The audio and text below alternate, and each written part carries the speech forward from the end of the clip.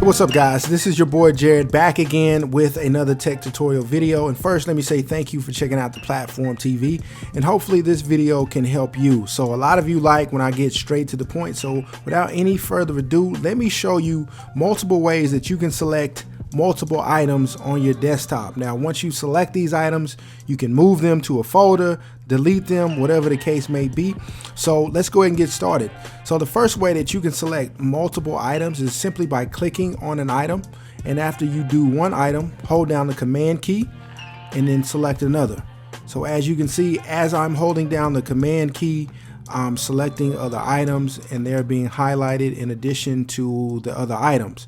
So if we weren't holding on to the command key and I select different items, it would just switch.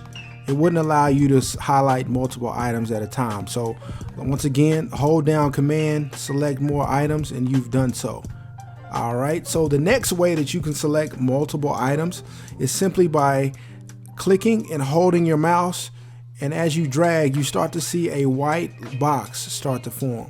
So as you drag your box over different items, you start to select them as well. So if there are a lot of items on your desktop that you would like to highlight, this is probably the quickest way to do it. So as you can see, I've highlighted multiple items on my desktop, but say, you know, there's two folders here that I really don't want to select. So again, by holding down the command key, what you can do is click on the folder and deselect those items as well. So at this point, I could possibly go in and drag these into a folder. I could right click and probably maybe, let's see, maybe we want to move to the trash. We can do it that way, or also we can drag into the trash. So hopefully that was helpful, guys. Once again, my name is Jared Watson with the Platform TV.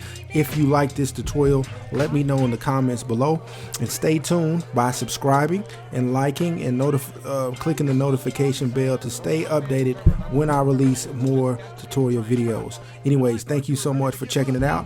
Hope you have a great rest of your day or evening, and as always, stay humble and proceed.